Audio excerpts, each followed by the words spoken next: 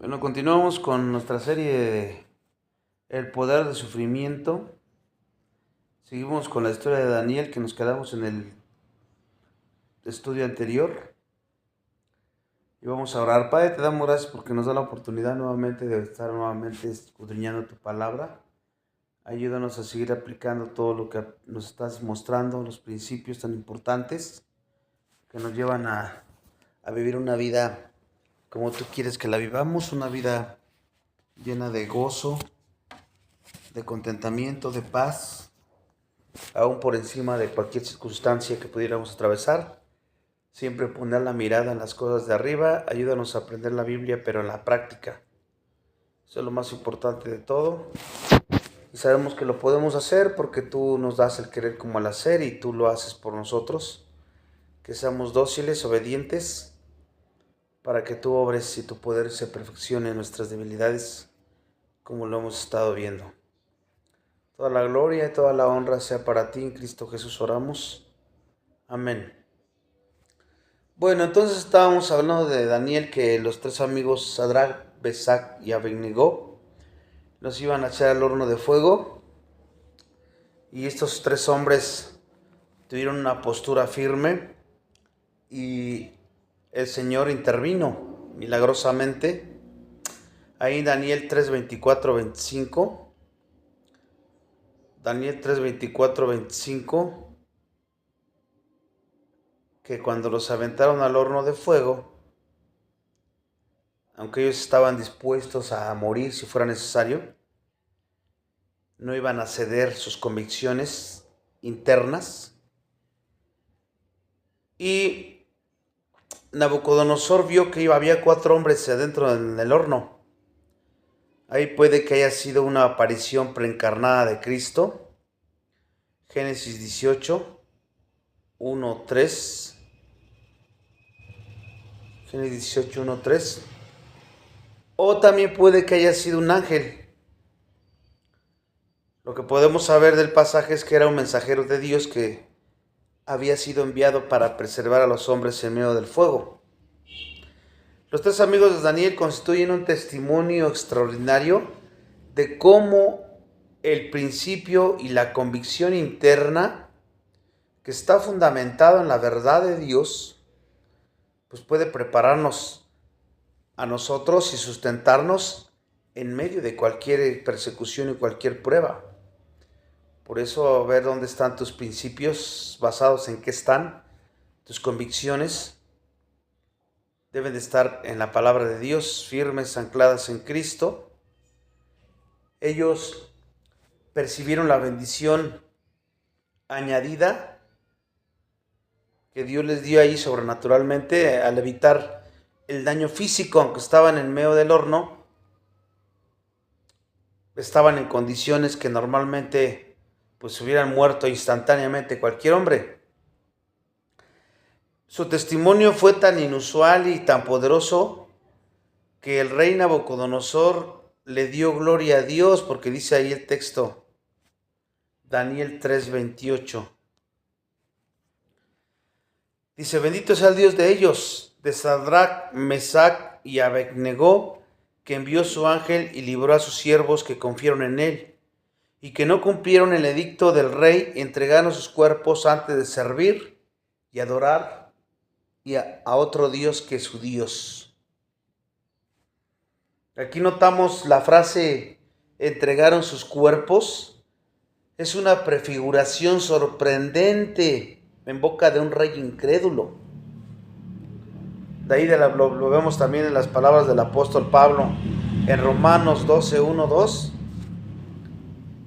Que por la misericordia de Dios entreguemos vuestros cuerpos como sacrificio vivo, santo, agradable a Dios, en vuestro culto racional. No se conformen a este siglo, sino transformaos por medio de la renovación de vuestro entendimiento, para que comprobéis cuál sea la buena voluntad de Dios, agradable y perfecta. O sea que Sadrach, Mesach y Abednego fueron precursores de todos los creyentes del Nuevo Testamento, que hasta ahora han tratado de ser hombres y mujeres de convicción interna, y hemos tratado de ser discípulos consecuentes, con lo que dice Romanos 12, ¿no? Que entregamos nuestros cuerpos como sacrificio vivo antes que cualquier otra cosa. Y también son modelos de conducta excelente para nosotros cuando prevemos la adversidad en este mundo. Estamos dispuestos a morir si fuera necesario. Cuando tu convicción es férrea y firme, interna, ninguna circunstancia externa o persona externa te va a poder tambalearte al grado de que cedas tus convicciones a Dios, tu confianza, tu obediencia a Dios. Y esto nos muestra que, como vimos en el estudio anterior, ninguna circunstancia o ninguna justificación hay para decir que no podemos, que no es que no me siento capaz, cuando Dios nos ha dado el mismo Espíritu Santo que les dio a los hombres que estamos estudiando. Hablando de Esteban en el Nuevo Testamento y hablando de Cedrac, Mesac y Abednego del Antiguo Testamento, pero igual tenían ellos una convicción fuertísima sobre el Dios que sabían y que adoraban. Y luego vamos a ver a Daniel en el foso de los leones, que es otro testimonio más aparte de sus amigos. Daniel había servido como una especie de mentor para esos tres amigos. Ese papel podría implicar superioridad de rango y exoneración de los tipos de dificultades y presiones que sus amigos soportaron. Pero a Daniel no se le menciona la narrativa del horno ardiente y la imagen de oro, ahí nada más se centran los tres amigos. Pero años después, en el plan soberano de Dios, el propio Daniel vería su vida en peligro a causa de sus convicciones también. Él también se convirtió en la diana de los intrigantes celosos que odiaban la justicia. Daniel capítulo 6, ahí señala que se había mantenido en el camino de la excelencia en su carácter, servía al gobierno, pero Daniel mismo era superior a estos sátrapas y gobernadores, porque había en él un espíritu superior, y el rey pensó en ponerlo sobre todo el reino. Daniel 6:3. Cuando dice el espíritu superior ahí, se refiere a que tenía la capacidad para interpretar sueños y visiones, pero también nos puede recordar sus normas consecuentes, altas de actitud y de conducta que él vivía. Andaba en el Espíritu Santo, ¿no? En obediencia a la palabra. Por lo general, hay precio a pagar por ocupar una posición de bendición y prominencia en el ministerio. Pablo lo perseguía constantemente. Lo perseguían, lo querían matar, querían deshacer su obra en las iglesias. Lo hemos visto en 1 Corintios, Hechos 20-29. Y los envidiosos, Filipenses 1:12-20. Y cuando Pablo se encontraba en prisión, algunos de sus enemigos querían empeorar su situación, acusándolo de cosas falsas en su ministerio. Ciertas personas hasta se atrevieron a predicar a Cristo a modo de polémica para hacer poner mal a Pablo. Resulta sorprendente y penoso cómo otros pueden sentir tanta ira y tanto celo y tanta amargura contra líderes que no han hecho nada por ofenderlos a ellos ni de dañarlos, ¿verdad? ¿Cómo es posible que sus contemporáneos odiaran a Daniel? Ciertamente no podían hallar fundamento alguno en su carácter, porque dice que era un hombre piadoso. Cuando los adversarios de Daniel comenzaron a conspirar contra él, tuvieron que hurgar más allá de las áreas de los intereses terrenales y el servicio y el gobierno, que era lo que estaban trabajando todos. Porque pues ahí no encontraban ningún fraude o algo que él anduviera haciendo mal. Daniel 6:5, ahí menciona que lo quisieron acusar, pero no encontraban en él relación con la ley de Dios en cuanto a su trabajo y terrenal y servicio, no encontraba nada. Entonces, para acusarlo, los enemigos de Daniel tuvieron que perseguirlo en el nombre de la justicia. Qué encomio para Daniel que sus enemigos no pudieron hallarle falta alguna en nada excepto su dedicación total a Dios. Esa fue su falta que le encontraron. La conspiración contra Daniel culminó cuando sus adversarios se las agenciaron para aprobar una nueva ley que estaba relacionada con la lealtad de las personas al rey y a los otros dioses. Hasta persuadieron al rey Darío, quien para este entonces había asumido el trono de Nabucodonosor, ya había pasado tiempo, y le dijeron que hiciera un mandamiento judicial irrevocable, según la famosa ley de los medos y los persas. Y esa nueva ley hacía supremo al rey y le convertía casi en una deidad. Y a todo el mundo se le prohibía pedirle a cualquier dios o hombre que no fuera el rey su pena de muerte. Por supuesto que este concepto estaba dirigido fundamentalmente a Daniel, pero esto no lo desanimaría en su obediencia a Dios. El texto nos dice que Daniel siguió haciendo lo correcto, dice. Cuando Daniel supo que el edicto había sido firmado, entró en su casa y abiertas las ventanas de su cámara que daba hacia Jerusalén, se arrodillaba 3 veces al día. Daniel no estaba dispuesto a darle honra y gloria al rey como el documento que firmó.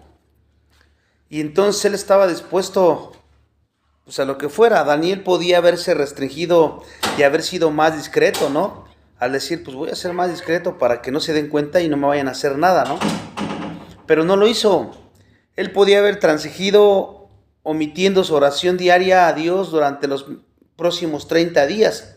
He dicho, mientras esté el documento firmado, me voy a abstener para que no me vean. No son 30 días al final de cuentas. Pero él no lo hizo. Con cualquier transigencia se le habría tildado de interesado. Y sencillamente eso no formaba parte del carácter de Daniel. Aquí hay algo importante, que andaba conforme al Espíritu Santo. Él no vacilaba en su carácter piadoso, ni por las circunstancias, ni por las situaciones externas fueran como fueran. Su determinación fiel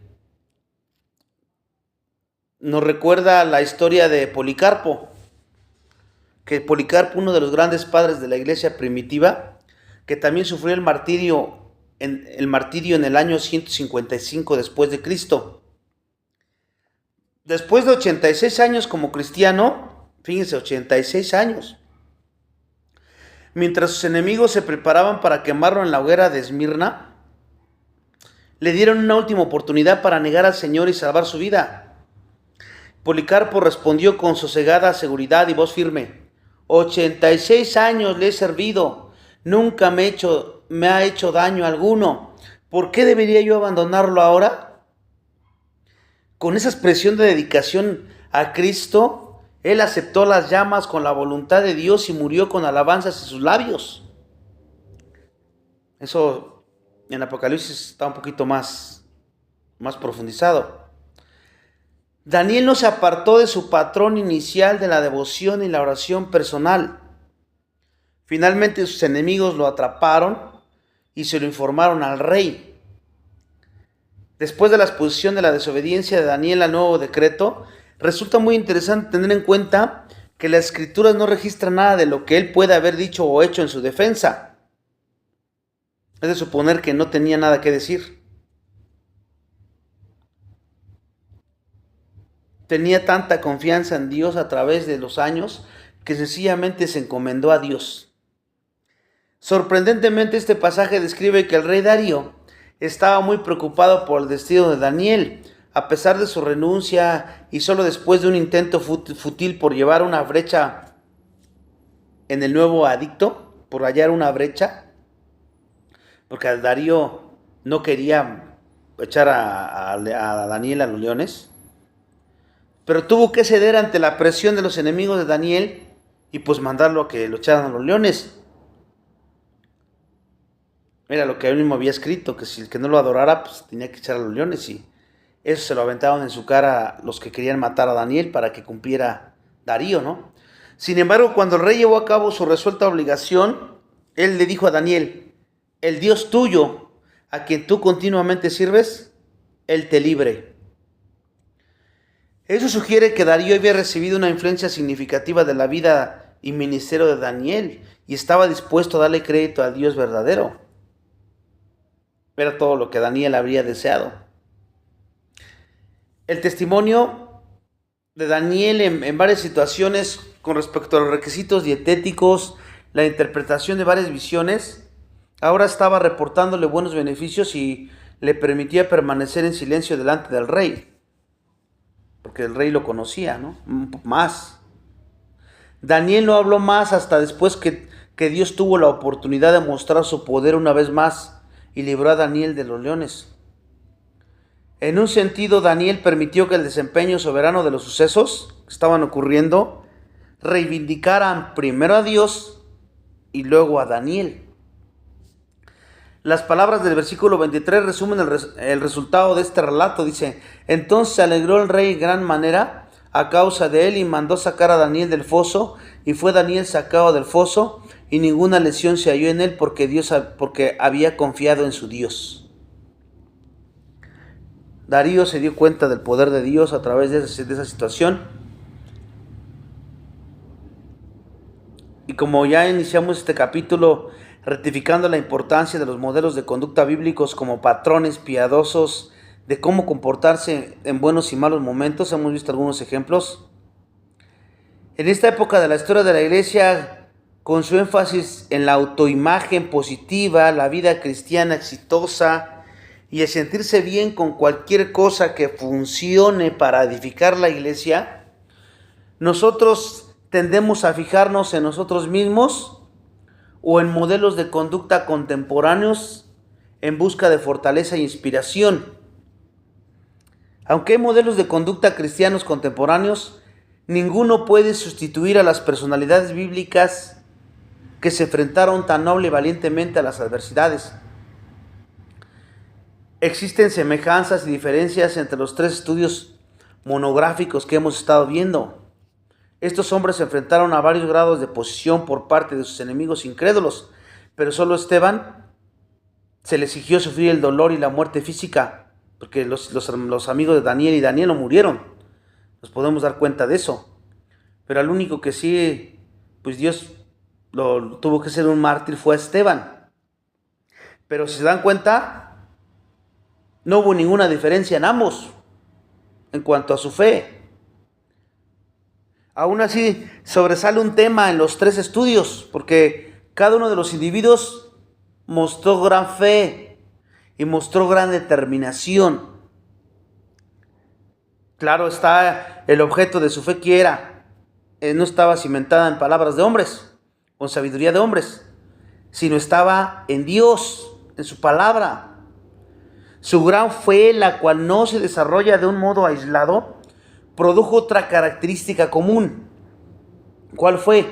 En los tres: una calma y confianza paciente en el Dios soberano, en que lo sustentaría en momentos de crisis.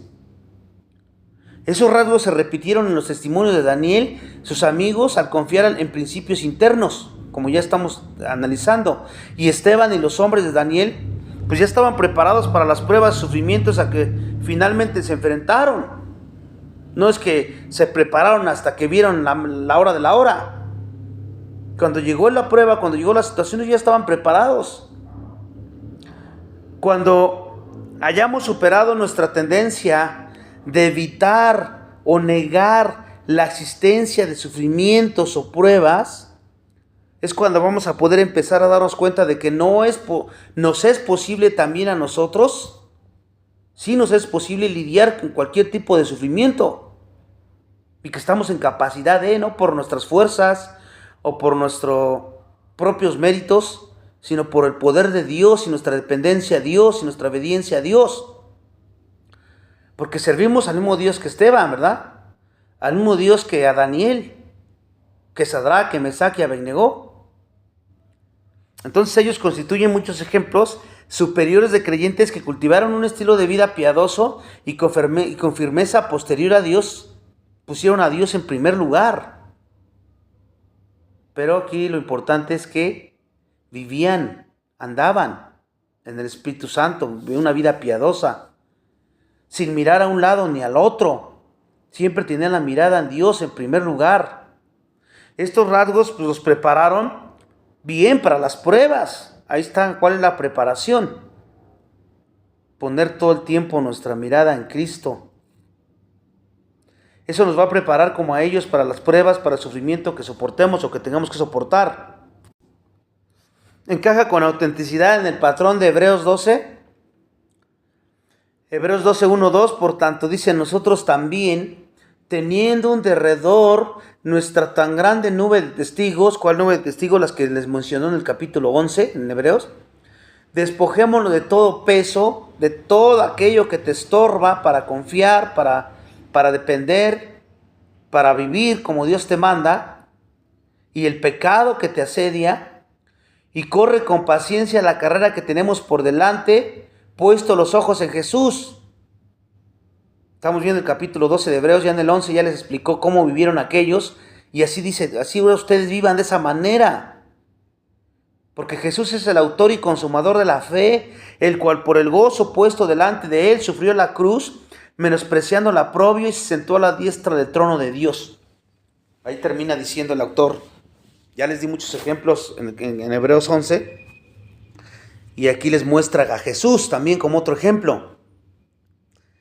Los ejemplos de la historia de las Escrituras nos deben motivar, nos deben alentar, nos deben consolar, nos deben fortalecer. Y esa motivación debe de ser nuestro medio que usamos por medio de la fe en Cristo. Ahí encuentras tu motivación. No por ninguna otra circunstancia, no por ninguna otra ideología, psicología, metodología misteriosa ni complicada, porque todo eso se encontraba disponible para creyentes como Esteban también, o como Daniel. Había mucha filosofía, muchas otras corrientes, ¿no? Sin embargo, ellos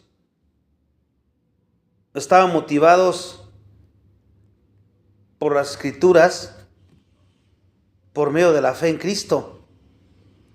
Nosotros también podemos experimentar los beneficios del poder del sufrimiento cuando lo venga a nuestra vida sin preocupación y temor, viviendo y imitando a estos hombres en su carácter y en su fe. Esta confianza sencillamente debe de ir creciendo a la medida en que a diario, todos los días, nos damos cuenta de que como cristianos estamos llenos de fe y del Espíritu Santo. Todos los días. Y ahora vamos a ver a Pablo, un perfil en el sufrimiento. Pablo, un perfil en el sufrimiento. Muchos eruditos, muchos eruditos,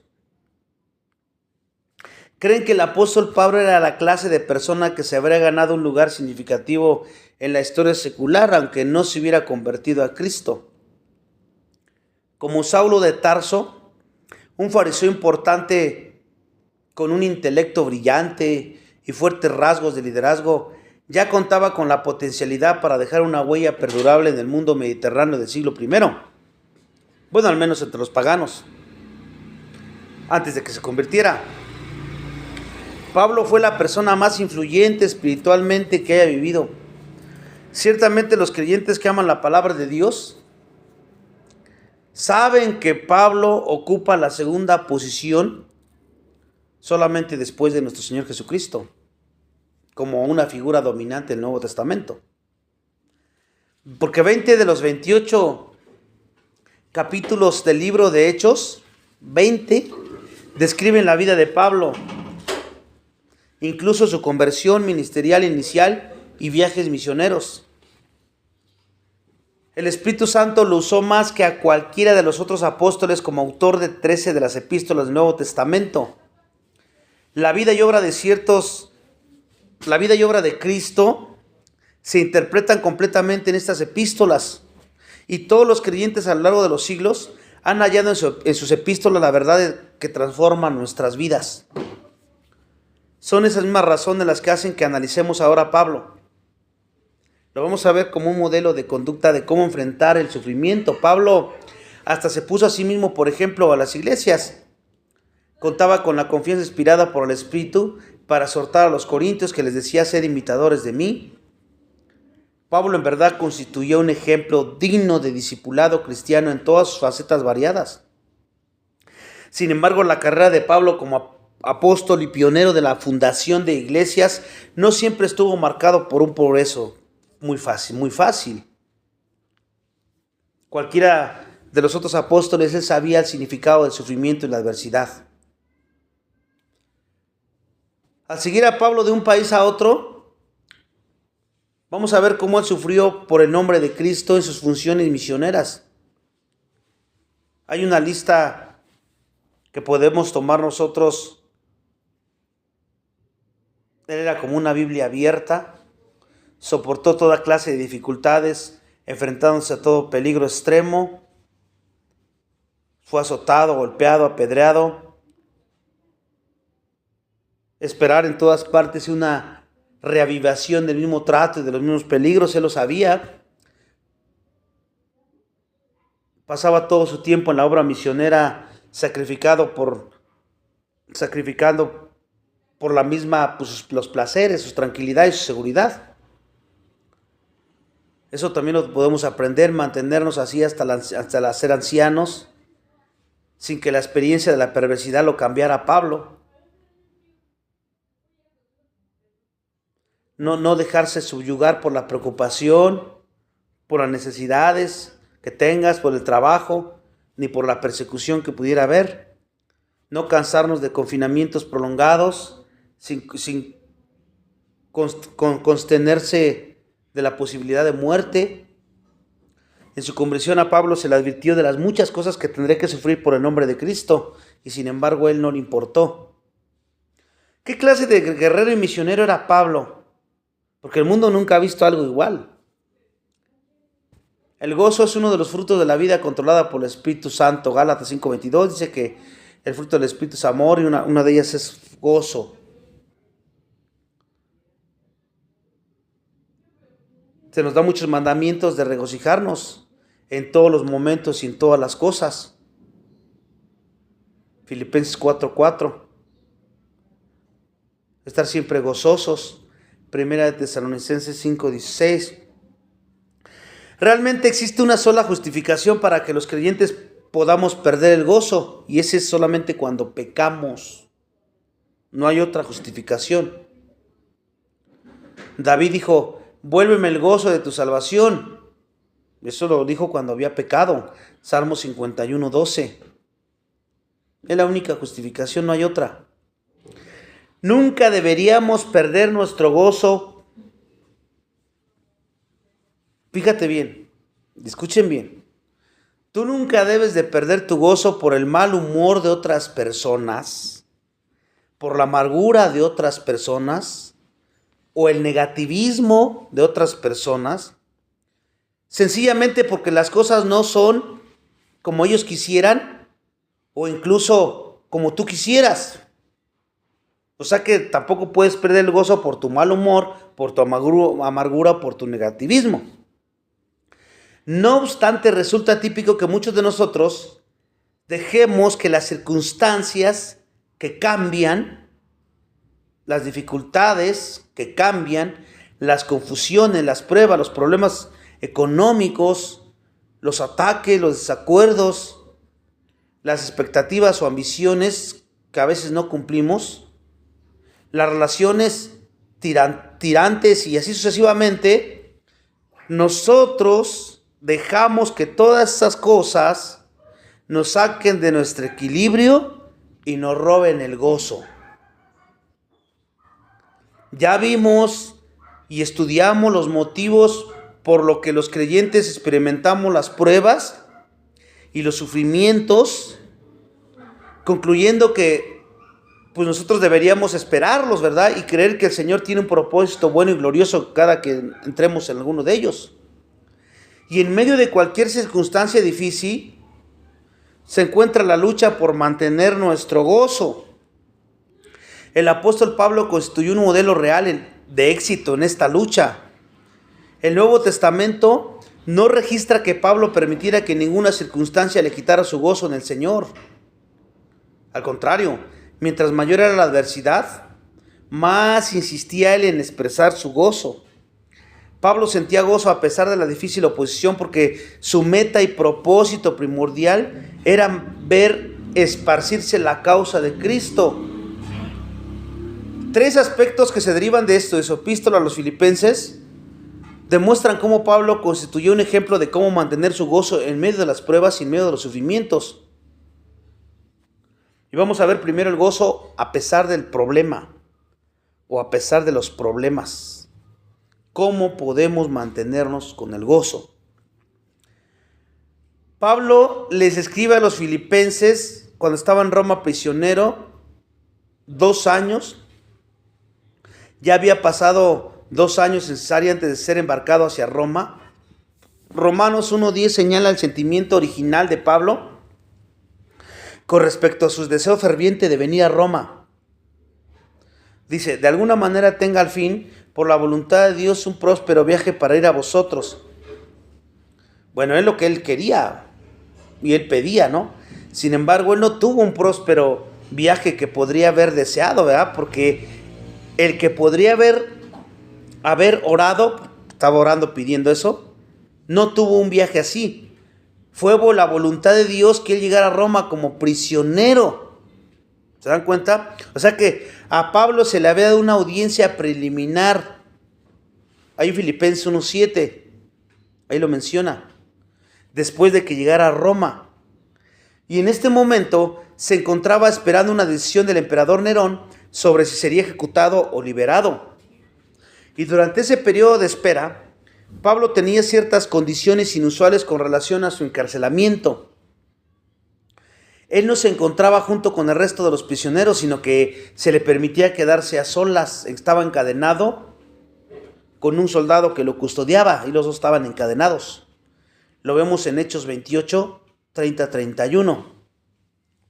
Y ahí dice que Pablo permaneció 2 años enteros en una casa alquilada y recibía a todos los que a él venían predicando el reino de Dios y enseñando acerca del Señor Jesucristo abiertamente y sin impedimento. O sea, lo tenían así, pero no le impedían que predicara el Evangelio.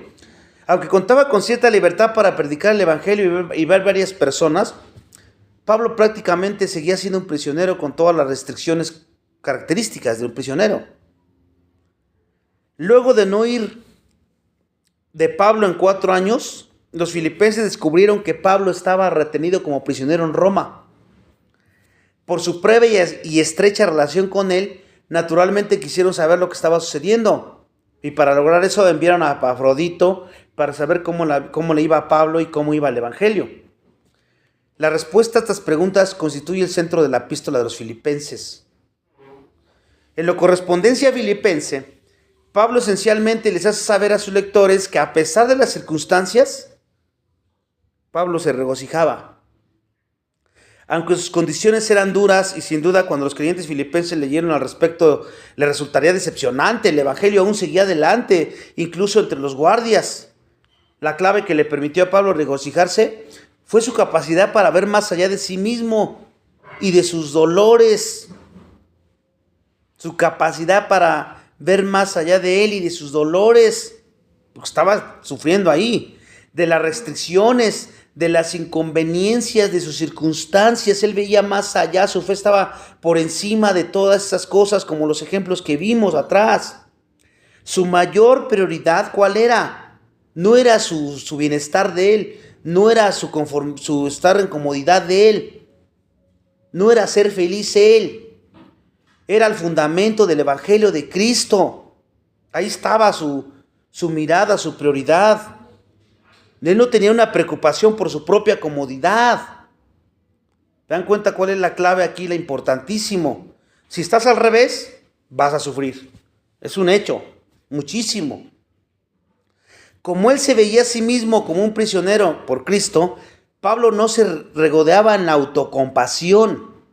Ay, pobrecito de mí, mira, y ahí conmiserándose, sufriendo y llorando. No, él se veía a sí mismo como un siervo, como un soldado en servicio por la causa de esparcir la buena nueva de Jesucristo. Pablo menciona con frecuencia su encarcelamiento en sus epístolas, Efesios, Colosenses y Filipenses. Son las cartas que escribió de prisión. Y siempre de una forma positiva, porque él la relacionaba con la causa de Cristo. Quizá la ilustración más dramática de la capacidad de Pablo para regocijarse a pesar del sufrimiento y el encarcelamiento tuvo lugar en una época anterior, en una prisión a Filipos, cuando dice: y se agolpó el pueblo contra ellos, y los magistrados rasgándole las ropas, ordenaron azotarle con varas. Después de haberle azotado mucho, los echaron en la cárcel, mandando al carcelero que los guardase con seguridad, el cual, recibido este mandato, los metió en el calabozo de más adentro y les aseguró los pies en el cepo. Pero a medianoche, orando, Pablo y Silas cantaban himnos a Dios y los presos los oían. Entonces sobrevino de repente un gran terremoto, de tal manera que los cimientos de la cárcel se sacudían, y al instante se abrieron todas las puertas y las cadenas de todos ellos se soltaron. Despertando el carcelero y viendo abiertas todas las puertas de la cárcel, sacó la espada y se iba a matar, pensando que los presos habían huido. Mas Pablo clamó a gran voz diciendo: no te hagas ningún mal, pues todos estamos aquí. Él entonces, pidiendo luz, se precipitó adentro y temblando se postró a los pies de Pablo y de Silas, y sacándolos les dijo: señores, ¿qué debo hacer para ser salvo? Ellos dijeron: cree en el Señor Jesucristo y serás salvo tú y tu casa. Y le hablaron la palabra del Señor a él y a todos los que estaban en su casa. Y él, tomándolos en aquella misma hora de la noche, le lavó las heridas, y enseguida se bautizó él con todos los suyos. Hechos capítulo 16, 22 en adelante. Dada la situación, esa fue una demostración increíble de gozo frente a la adversidad. Las prisiones antiguas como las de Filipo eran oscuras y lúgubres, o sea, estaban sucias y faltas de sanidad. Además, Pablo y Silas tenían sus brazos y piernas extendidos, imagínatelos así con los grilletes, asegurados en el cepo, mientras aún sufrían las heridas de sus golpizas que les habían dado. Pero aún así Pablo se describe a sí mismo regocijándose en medio de tal tortura. En este episodio con el carcelero filipense, Pablo ilustra con qué frecuencia se aprovechaba de la oportunidad en tiempos de adversidad para predicar el evangelio. Esta evangelización se podía ver fácilmente como un desbordamiento de la actitud gozosa de Pablo. Que tu adversidad que estés pasando, que pasemos en algún momento, nuestra prioridad no sea nosotros con la incomodidad o el dolor o el sufrimiento, sino aprovecharlo para seguir predicando el evangelio a todas esas personas que pudieran visitarte o pudieran estar contigo, porque esa es la prioridad. Es lo que hacía Pablo.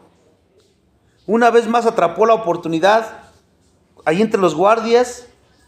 Dice: mis prisiones se han hecho patentes en Cristo en todo el pretorio y a todos los demás. Filipenses 1:3. Evidentemente sus esfuerzos eran fructíferos, porque dice que todos los santos os saludan, y especialmente los de la casa del César. Cuando dice los de la casa del César se refiere a los guardias, o sea que muchos de ellos se salvaron. Imagínense si hubiera estado Pablo ahí quejándose y sufriendo y conmiserándose, preocupado por él y por sus circunstancias. Ni uno de ellos se hubiera salvado, no hubiera sido luz ni sal, como a veces nos ocurre a nosotros. Basado en el contexto, no era solo la capacidad de Pablo para expresar el evangelio lo que causaba efecto en los guardias, tampoco su comportamiento misericordioso y gentil.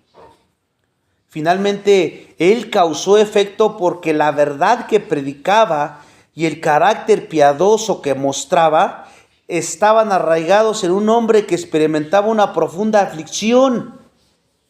Y eso es lo que más les llamaba la atención. Qué tremenda lección esa para nosotros hoy día. Si usted o tú en algún momento estás enfrentando una situación difícil de testimonio, ya sea en tu trabajo, en tu casa, en tu salud, en cualquiera que tú quieras, también puedes convertirte en un proceso fácil. Lo puedes convertir en un proceso fácil. ¿Cómo? Ya hemos visto cómo. Poniendo la mirada donde tiene que estar, viendo las cosas con la perspectiva de la fe, de Dios, de la palabra, y mostrando una conducta que se parezca a Jesús. Tu carácter piadoso en medio de esa adversidad.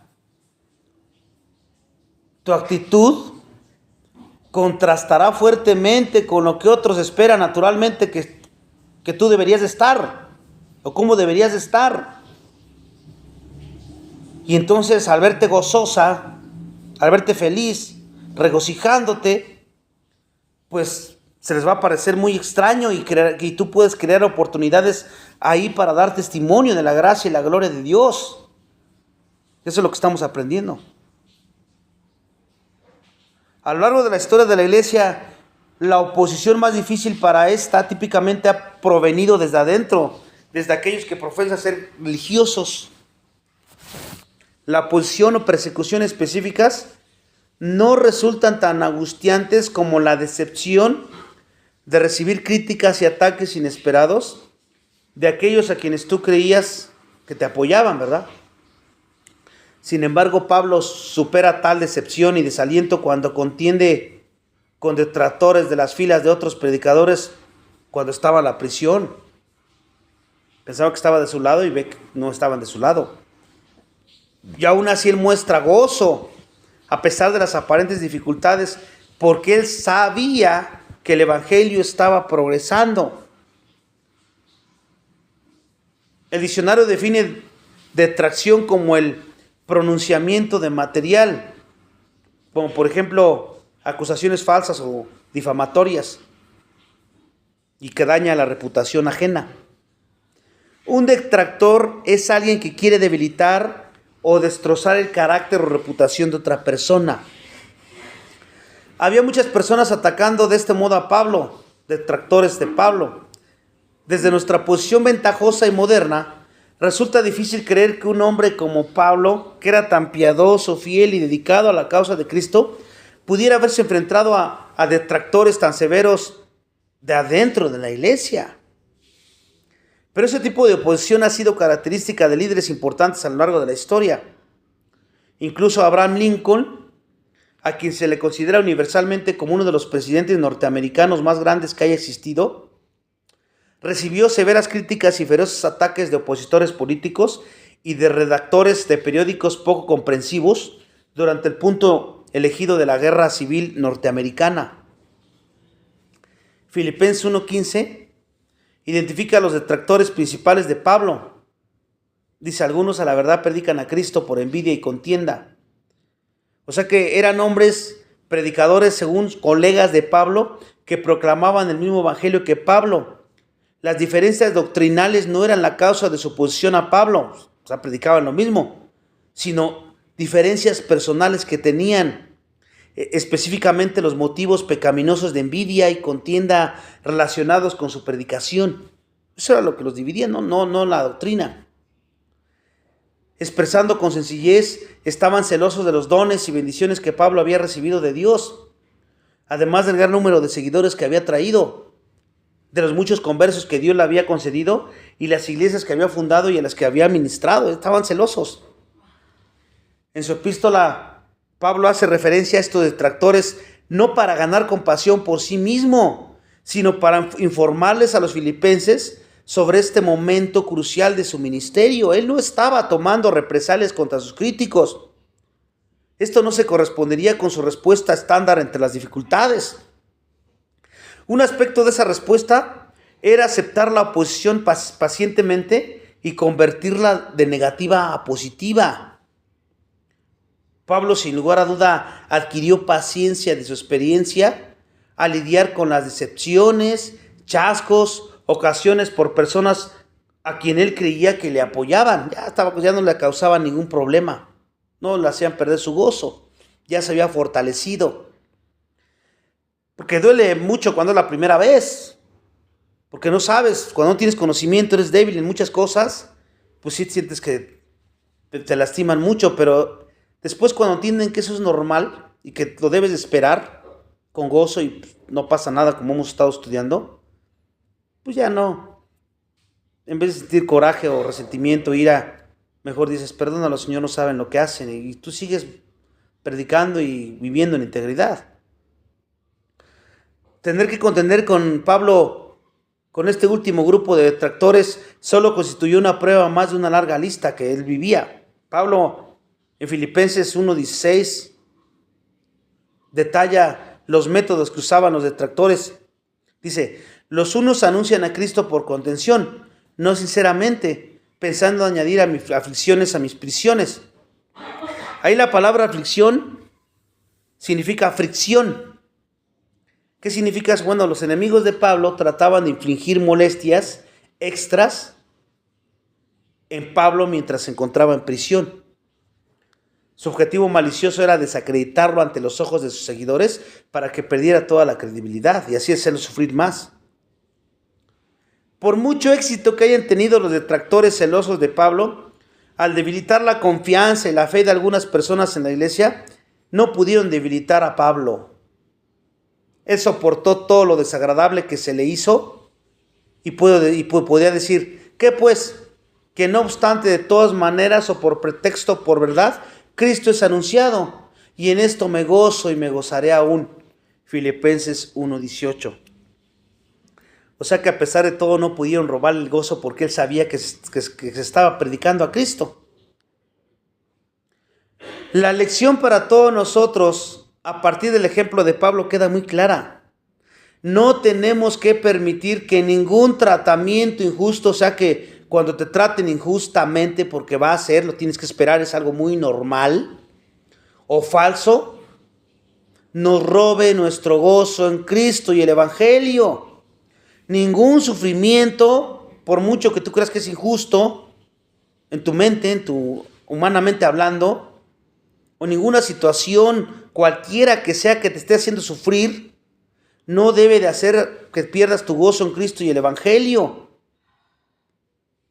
El ejemplo que debemos emular siempre por medio del poder de Dios, también es la devoción intensa y preponderante de Pablo a la causa de Jesucristo, porque eso es lo que realmente importa, las cosas del reino, que Cristo sea predicado. Ahora, ¿cómo podemos tener gozo a pesar de la muerte? Una gran certeza a la que todos vamos es segurísima, es la muerte. Ya sea que esta llegue de un modo inesperado o se acerca lentamente, dándonos tiempo a su víctima para prepararse para lo inevitable. Hay veces que te da tiempo, que hay veces que te agarra. Si eres creyente, tú ya debes estar listo desde el momento que fuiste salvo. Si te da un ataque fulminante en este momento, tú ya estás listo o lista. No pasa nada, ¿verdad? Pero hay veces que la muerte va poco a poco. No todas las personas aceptan el pronóstico inesperado de la muerte con la misma calma, ¿verdad? Que te digan, estás desahuciado o desahuciada. Pues no todos la esperan. Hablando de incrédulos, pues obviamente no. Hablando de creyentes, pues depende cómo esté tu fe. No todos la reciben con serenidad o con gozo, ¿verdad? Porque muchos que profesan cristianos o cristianos débiles, pues sienten que es una pérdida porque su enfoque es terrenal. Todo lo quieren interpretar o razonar de acuerdo a su raciocinio, sus emociones, sentimentalismo. Pero ya hemos visto que tenemos que ir a la fe, a la palabra de Dios. Una ilustración dolorosa pero reconfortante de cómo una persona enfrentaba bíblicamente una enfermedad mortal llegó a mi ministerio radial recientemente, dice MacArthur.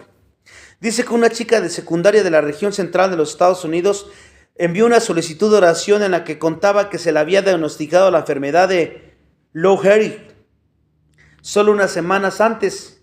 Esta joven cristiana, a quien se le había pronosticado de 6 meses o 2 años de vida máximo, aceptó la realidad de su condición con optimismo y una conciencia tranquila. Eso lo muestra en sus comentarios, porque decía: yo amo mucho al Señor y creo que el Señor está usando mi situación para obrar en la vida de diferentes personas. Por favor, oren conmigo para que Él continúe usándome sin tener en cuenta cuál sea el resultado. Fíjense lo que pidió.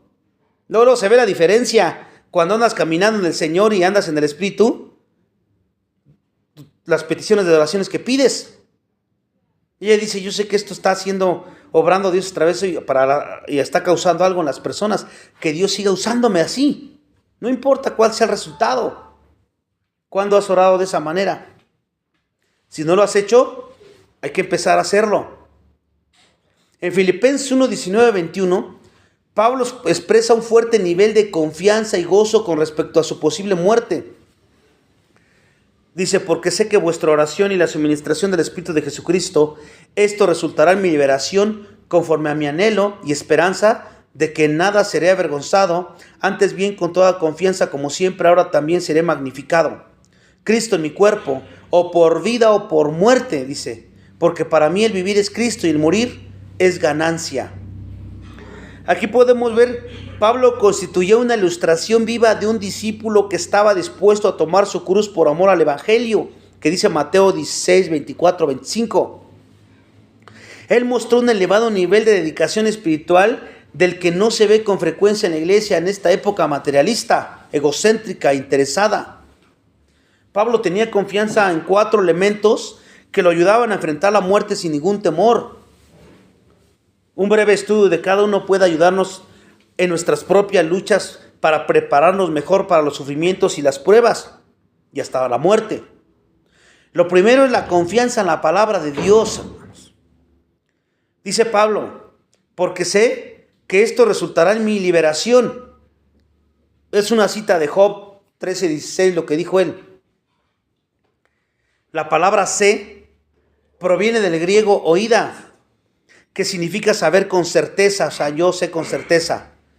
Pablo está expresando una confianza segura en lo que va a suceder. Pablo podía estar seguro de su liberación porque él tenía confianza en las promesas de Dios.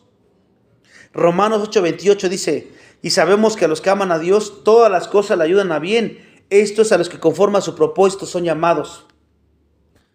Pablo le citó a los filipenses el libro de Job porque él sabía que ese planteamiento también constituía una promesa de Dios. Pablo también se identificó con las luchas y sufrimientos que soportó Job. Pablo creía como Job que sus pruebas y dificultades eran solo temporales. Aunque su sufrimiento fuera por un periodo corto o largo, Pablo sabía que Dios lo liberaría porque él era justo. Un principio que Dios estableció en el Antiguo Testamento, Salmos 34, 17 y el versículo 19. Además, él estaba bien familiarizado con cómo Dios rescató y restauró a Job de todo lo que le pasó allá con su sufrimiento de Job, lo que nosotros también sabemos hoy día. Nosotros podemos tener la misma confianza frente a la muerte que tuvieron Pablo y Job, incluso más. ¿Por qué? Porque nosotros contamos con toda la Escritura, hermanos. Job no tenía toda la Escritura, ni Pablo tenía toda la Escritura. Entonces nosotros deberíamos de poder con más, mejor. Y entonces, ¿por qué no? Ya lo hemos visto. Podemos seguir regocijándonos si Dios nos llama a enfrentarnos al sufrimiento, sea el que sea, o a la muerte por su nombre. Entonces, la primera, confianza en su palabra. Y nosotros estamos en ventaja porque ya la tenemos completa. Número 2, confianza en las oraciones de los santos. Pablo creía en los propósitos eternos de Dios de que había establecido desde antes del comienzo de los tiempos, pero también sabía que Dios hacía su obra y cumplía sus propósitos con relación a las oraciones de los creyentes. Sin embargo, Pablo no permitía que su confianza en la oración se volviera impertinente, ¿no? Él creía en pedirle a las personas que oraran por él, lo que dice ahí. Pero ruego, hermanos, por nuestro Señor Jesucristo y por el amor del Espíritu, que me ayudes orando por mí a Dios. Romanos 15:30. También Efesios 6:19.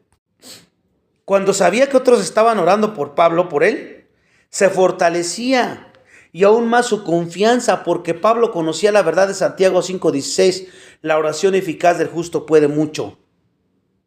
Entonces ahí están dos principios importantísimos: confianza en la palabra y confianza en la oración. Pero acuérdense, hay que ver qué tipo de oración y cómo pedir. Ya hemos visto el ejemplo de la chica que dijo que Dios me siga usando y no importa el final que ocurra, que Él obre, que se glorifique. Número 3, confianza en la suministración del Espíritu. Confianza en la suministración del Espíritu.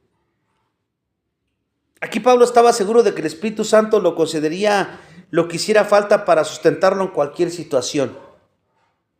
Ahí la palabra suministración en Filipenses 1:19 significa suministro abundante o recursos plenos.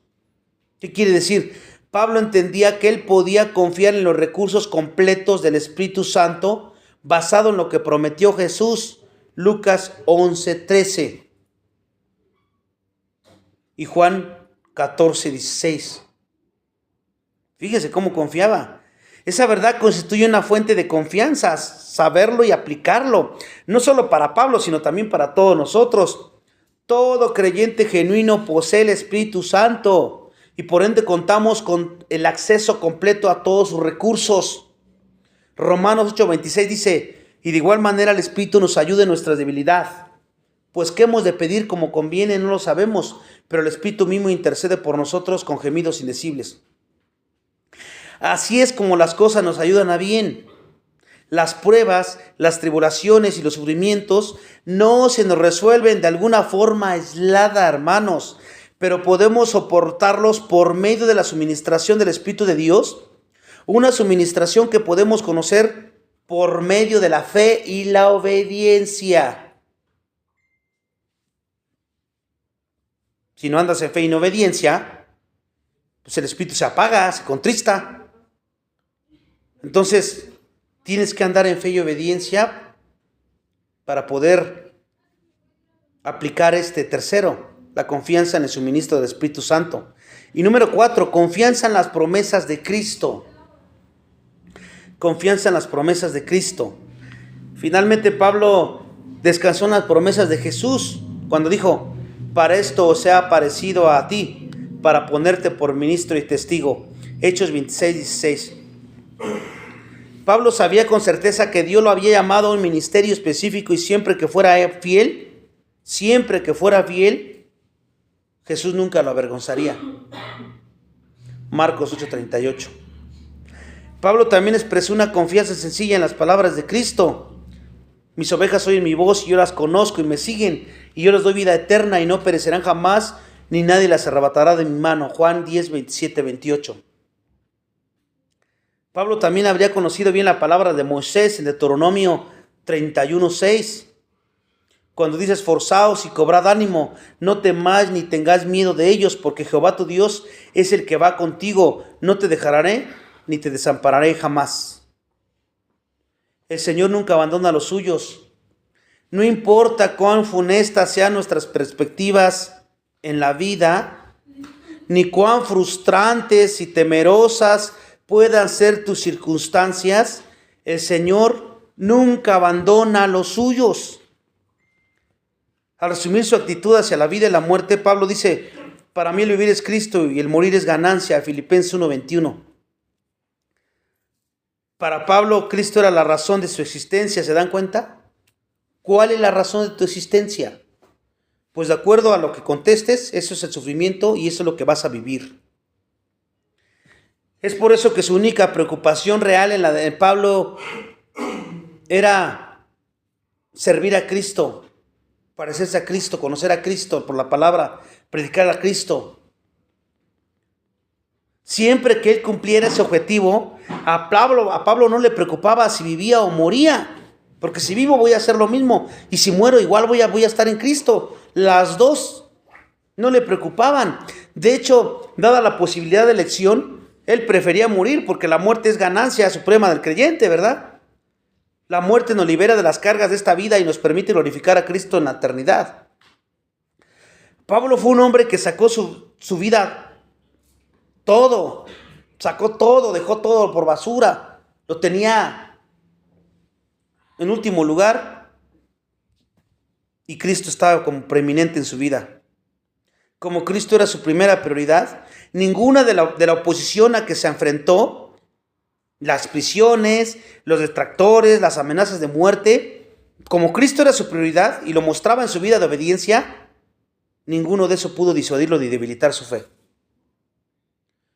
El problema de nosotros es que cuando Cristo no es nuestra prioridad, no queremos estudiar la Biblia, no queremos orar, no queremos meditar, no queremos obedecer, pero sí queremos que nos fortalezca y sí queremos que nos dé gozo y que nos dé paz, que nos dé contentamiento. No se puede. Eso no se puede, se los he dicho, se lo voy a repetir muchas veces, todas las veces que sean necesarias. Podemos aprender de las mismas palabras o preceptos de Dios lo que Pablo aprendió. También podemos pedirle a otros cristianos que oren por nosotros en tiempos de grandes aflicciones. No digo que esté mal que pidas que oren por ti, pero fíjate lo que pides, ¿verdad? Ciertamente contamos con la misma suministración del Espíritu Santo que contaba Pablo, si somos creyentes genuinos en Cristo. ¿Y cómo te das cuenta tú que Cristo no es tu prioridad o las cosas eternas no son tu prioridad? Pues a veces escúchate tus oraciones que haces y tus oraciones que pides y vas a ver qué es lo que estás pidiendo. Todo enfocado en ti, en tus circunstancias que se acaben. ¿Y la voluntad de Dios? No, se trata de mi voluntad, no la de Dios. Y si Él quiere que yo pase esto, yo no quiero. Y por favor, Dios, oren para que Dios me saque de esto, para que todo salga bien, para que yo sea fortalecido, sin el más mínimo esfuerzo, sin el más mínimo compromiso. Básicamente eso es lo que pedimos. No lo decimos de esa manera, pero es lo que estamos pidiendo. Finalmente, en los evangelios podemos confiar en las mismas promesas de Cristo que estaban disponibles para Pablo, porque Jesús no ha cambiado ni cambiará, hermanos. Él es el mismo ayer, hoy y siempre.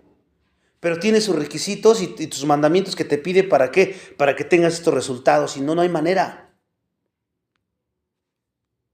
Ya para terminar este estudio, además de su posición en Roma, Pablo también padeció una crítica fuerte por parte de los detractores de la iglesia de Corinto, porque eran falsos maestros empeñados en sustituir las enseñanzas de Pablo por sus propias mentiras.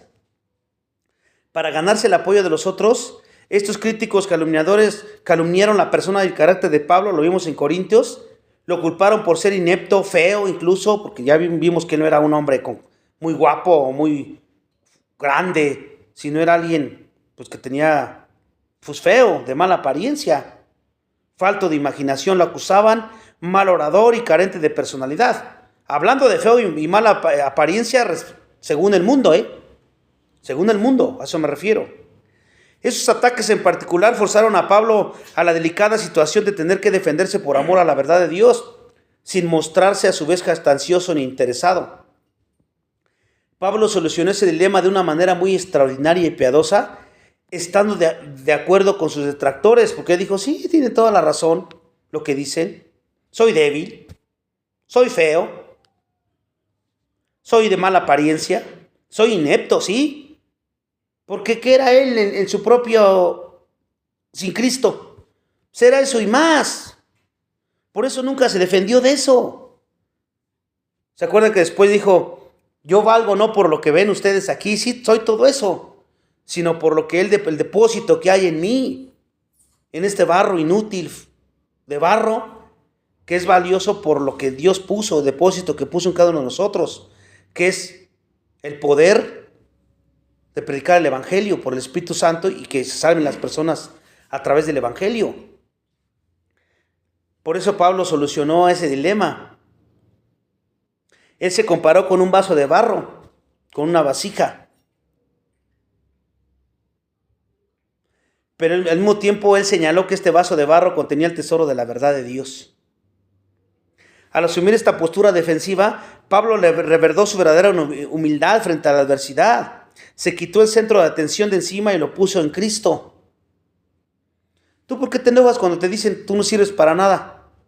Hablando de personas, cuando te quieren herir, diciéndote cosas ofensivas.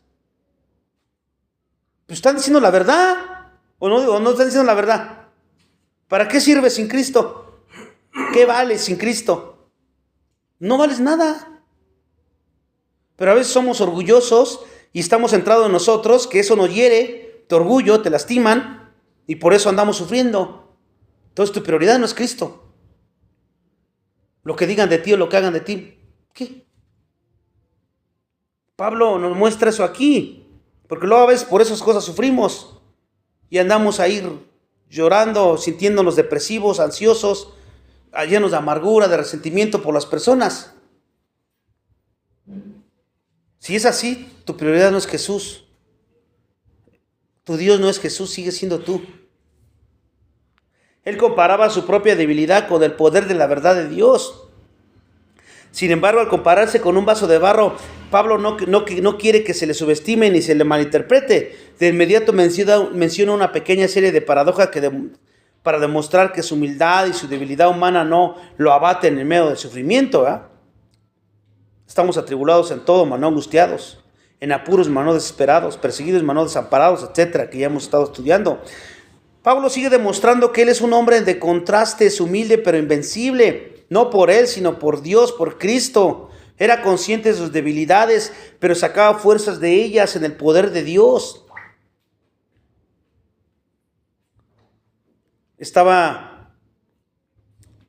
Pasaba por muchas situaciones muy complejas.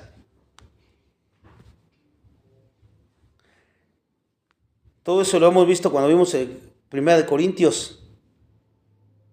Solo el poder de Dios podría lograr lo que Pablo estaba haciendo. Y ese poder también es más que suficiente para nosotros en cualquier dificultad a las que probablemente te estás o puedes enfrentarte en algún momento de tu vida. Hebreos 12:3. Finalmente Pablo dice que él estaba derribado pero no destruido.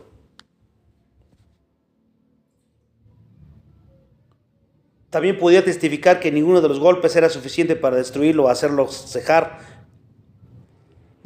Todo lo que Pablo dijo ahí son paradojas frente al sufrimiento que nos dan razones de más para maravillarnos de su testimonio. Constituyen también recordatorios de que no ejercemos poder. Fíjense, no vas a ejercer ningún poder de Dios si quieres y te aferras a evitar el sufrimiento. Así no funcionan las cosas, sino soportándolo cuando la voluntad de Dios quiera que estés ahí, para su gloria.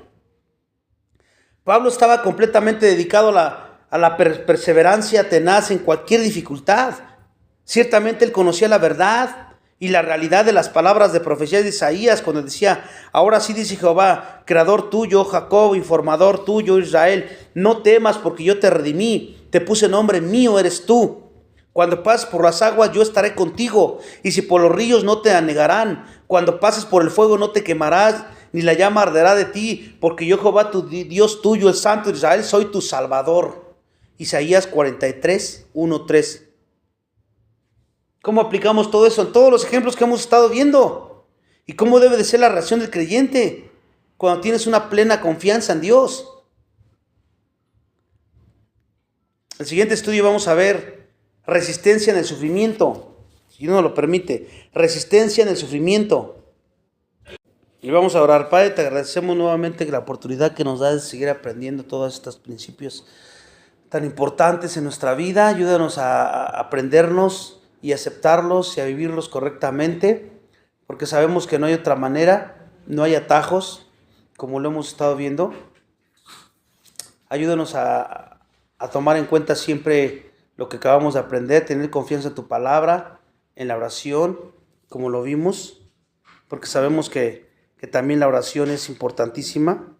Ayúdanos a orar, que cada día podamos orar más de acuerdo a tu santísima voluntad, y de esta manera nosotros podamos soportar cualquier situación, que no busquemos comodidad, no busquemos huir del sufrimiento, sino todo lo contrario, confiar en ti y saber que tú tienes todo bajo control, y a pesar de que a veces tengamos que sufrir, a pesar hasta la muerte, pues siempre mirar las cosas con nuestra fe, una fe genuina, una fe verdadera, confiando en el poder y la suministración de tu Espíritu Santo también, y todas tus promesas que tú hiciste, sabiendo que tú eres el mismo Dios de ayer, hoy y siempre. Manténnos firmes. Gracias porque muchos de nosotros estamos bien. hemos pasado por sufrimientos de mayor a menor grado y vamos a seguir pasando, eso no nos cabe la menor duda. Que no nos caigan desesperados, que siempre estemos preparados y cuando vengan, recordar todo esto que estamos viendo, o ir a volver a escuchar esto para recordar y poder responder de la forma que te glorifique a ti. Y de esa manera predicar el Evangelio para que otros te vean a ti y nosotros. Ayúdanos para que así sea, en nombre de tu Hijo Jesucristo te lo pedimos. Amén.